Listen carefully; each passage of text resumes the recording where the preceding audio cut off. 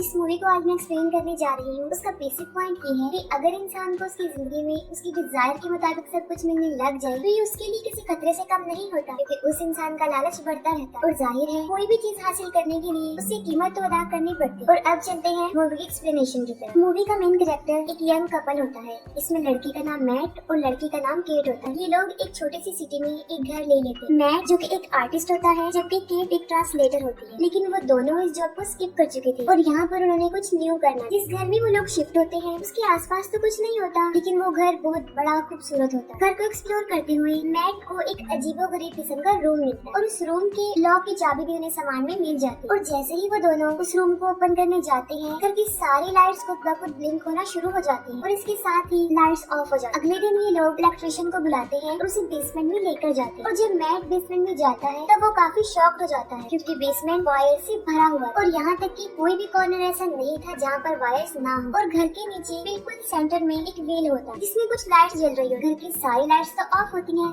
लेकिन वो लाइट्स जल रही होती है। इलेक्ट्रिशियन को ये सारा सेटअप काफी अजीब लगता है और इसीलिए वो उनकी कोई भी हेल्प नहीं कर पाता। लेकिन जाते जाते वो मैट को कहता है कि मैं हैरान हूँ कि आपने ये घर खरीदा, क्योंकि बहुत टाइम से ये खाली पड़ा हुआ है। और एक अजीब बात वो बताता है कि अब से पहले जो लोग यहाँ पर रहते थे उनका यहाँ पर मर्डर भी हुआ। ये सुनते ही मैट काफी डर जाता है और वो सोच में पड़ जाता है कि हम एक ऐसे घर में रह रहे हैं जहाँ पर किसी का मर्डर हुआ और जाहिर है उन लोगों के लिए ये काफी डेंजर था। ये सब बातें वो केट से डिस्कस नहीं करता और खुद नेट पर सर्च करता है। तब उसे पता चलता है कि 1975 में एक लड़के ने इस घर में रहने वाले कपल को मार दिया था, लेकिन उन्हें मारने की रीजन आज तक पता नहीं चली और उसके बाद उस लड़के को एक मेंटल असाइलम में भेज दिया गया। इन सब बातों के बाद मैट एक लैंप लेकर अकेला ही इस रूम में बैठा रहता है और वो विश करता है कि काश मेरे पास एक और ड्रिंक की बोतल। और तब उसके पास पड़ा हुआ लैंप ब्लिंक करता है और कुछ देर के लिए लाइट चली जाती है और जब लाइट आती है तब उसके सामने वाइन की एक बोतल पड़ी होती है, जिसे देखकर वो काफी डर जाता है कि ये क्या हुआ। और वो बोतल एग्जैक्टली उसकी बोतल जैसी ही होती है। नेक्स्ट मॉर्निंग जब केट उठती है तब वो देखती है कि घर की सारी लाइट्स ब्लिंक कर रही हैं और वो मैट को देखने के लिए उसी रूम में जाती है। और जब केट उस रूम में जाती है तब वो देखती है कि वो रूम मुख्तलिफ चीजों से भरा हुआ है, जिनमें पेंटिंग्स होती हैं, ड्रेसेस होती हैं और भी अलग तरह की चीजें होती हैं। और तब मैट उसे रियलिटी बताता है कि ये रूम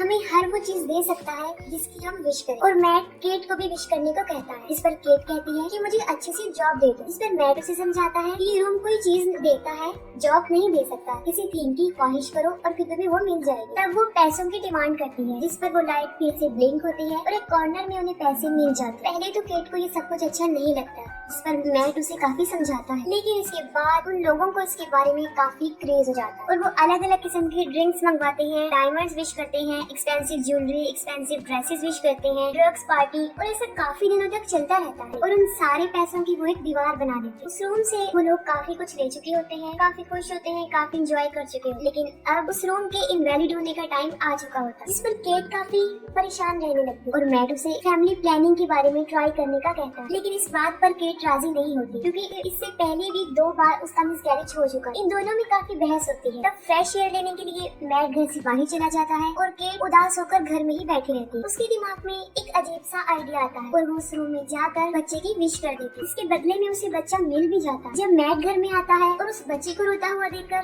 काफी हैरान हो जाता है और केट पर शाउट करता है कि हमने सिर्फ चीजों को विश करना था, किसी इंसान को नहीं। ये तुमने क्या किया और इसका अंजाम क्या हो सकता है। वो दोनों इमोशनली काफी वीक हो चुके थे और बच्चे को दोबारा गायब भी नहीं कर सकते। मैट इस घर में होने वाले मर्डर की आर्टिकल इंटरनेट पर देता है। तब उसे पता चलता है कि किलर का नाम जॉन डो था और इसी रूम के कहने पर ही उसने उन्हें मारा था और उस किलर से मिलने मेंटल असाइलम में जाता है। मैट जब वहाँ पर पहुँचता है तब जॉन डो को पता चलता है कि ये लोग उसी घर में रह रहे हैं, जिस पर वो कहता है कि जितना जल्दी पॉसिबल हो सके उस घर को छोड़कर चली जाओ। घर वापस जाते हुए मैट अपनी गाड़ी में पेट्रोल फिल करवाता है और जब वो अपनी पॉकेट में हाथ डालता है तब वो देखता है कि वहाँ पर पैसे नहीं है बल्कि मिट्टी है। और यहाँ पर उस रूम के बारे में एक बड़ा सीक्रेट पता चलता है और वो ये है कि उस रूम से विश की गई चीज अगर उस घर से बाहर जाएगी तो वो डिस्ट्रॉय हो जाएगी। वो भागकर घर वापस आता है और फिर से पूरे घर को एक्सप्लोर करता है। उस वजह को जानने की कोशिश करता है कि ऐसा क्यों होता है, आखिर इसके पीछे लॉजिक क्या है। लेकिन उसे वायर्स के अलावा वहाँ पर कुछ नहीं मिलता और यही नहीं, उस बेसमेंट के अलावा पूरे ही घर में वायर्स होती है। वो बच्चा काफी रो रहा होता है, जिस पर केट उसे बाहर लेकर जाती है। मैट उसे मना करता है कि उसे बाहर मत लेकर जाओ, लेकिन असल रीजन नहीं बताता। लेकिन इसके बावजूद भी वो उस घर से बाहर चली जाती है और जैसे ही वो बाहर जाती है बच्चा जोर जोर से रोना शुरू कर देता है। उसके कलर भी चेंज होना शुरू हो जाते हैं। कुछ देर के बाद बच्चे के रोने की आवाज तो बंद हो जाती है, लेकिन केट जोर जोर से चिल्ला रही होती है जो कि मैट को बुला रही होती है। तब मैट उन दोनों को अंदर लेकर आता है और तब हम एक बड़ी अजीब चीज देखते हैं कि उनका वो छोटा सा बच्चा अब वो छोटा बच्चा नहीं रहा था, बल्कि वो तकरीबन 7-8 साल का लड़का बन चुका था। और फिर हमें पता चलता है कि अगर कोई जिंदा चीजें वो रूम देगा, अगर वो उस घर से बाहर जाएंगी तो उनकी उम्र आहिस्ता आहिस्ता बढ़ती जाएगी और एज इंक्रीज होने की वजह से वो बूढ़ा हो जाएगा और मर जाएगा। और यही वजह है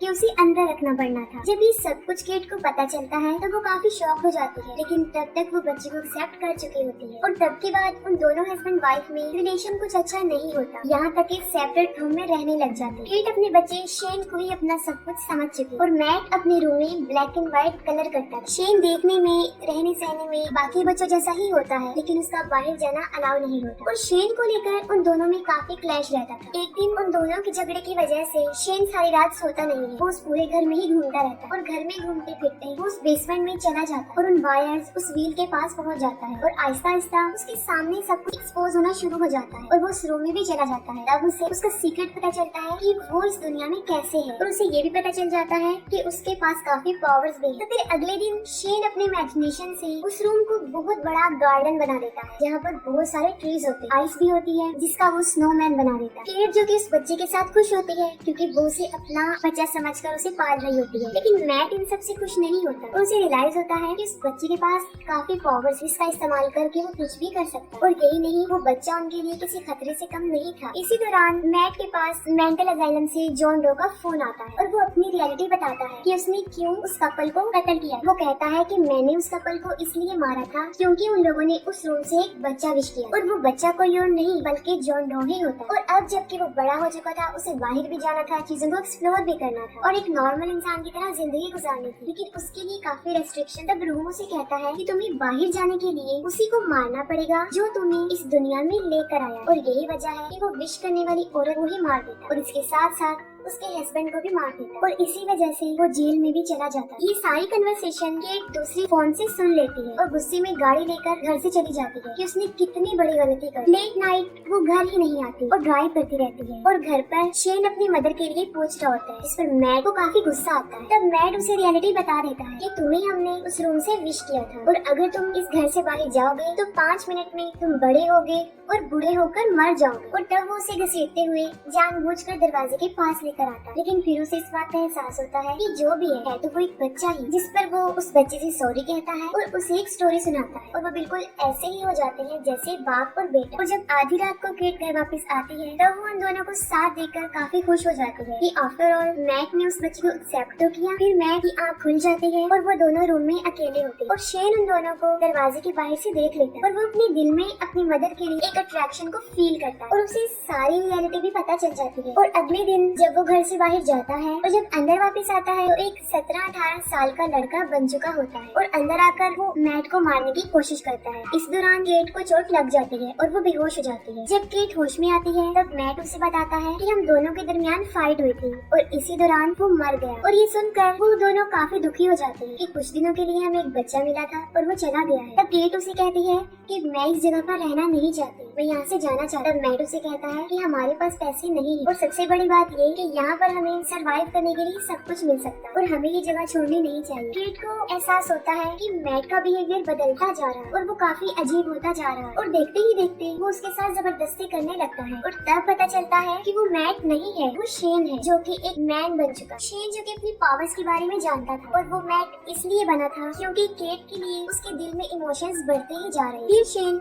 उस रूम को कन्वर्ट करके अपने घर जैसा ही बना लेता जैसा उनका घर था। केट जो कि बेहोश होती है, शेन उसे उठाकर उस रूम में लेकर जाता है। मैट जो कि बेहोश होता है, उसकी आंख खुलती है, वो पूरे घर में उन दोनों को ढूंढता है, लेकिन इसके बावजूद भी वो दोनों उसे कहीं भी नहीं मिलते और यहाँ तक कि वो रूम भी लॉक होता है। और उसके साथ वाली दीवार में वो बहुत बड़ा हॉल करके अंदर चला जाता है और वहाँ पर उसे बहुत सारे वायर्स मिलते जिन्हें वो हटाकर उस दीवार के दूसरे पार चला जाता है और वहाँ पर उसे अपने घर जैसा ही सारा एनवायरनमेंट नजर आता है। और तब मैट समझ जाता है कि सारा किया धरा शेन का है और तब केट के सामने दो मैट आ जाते हैं जिस पर वो काफी कंफ्यूज हो जाती है। और यहाँ पर पर वो शेन को बुलाती है, जिस पर वो रिस्पॉन्स करता है। तब उसे पता चल जाता है कि असली मैट कौन है और शेन कौन है, और केट मैट को लेकर वहाँ से भागने लगती है। लेकिन वो सब कुछ शेन की पावर से हो रहा था। वो पूरे घर का सेटअप चेंज करना शुरू कर देता है और उन्हें भागने का कोई रास्ता ही नहीं मिला। जो असली मैट था वो तो घर से बाहर भाग रहे हैं, जिस पर शेन भी उनका पीछा करता है। लेकिन तब तक वो लोग उस दीवार को पार करके असली घर में आ जाते हैं और उनके पीछे पीछे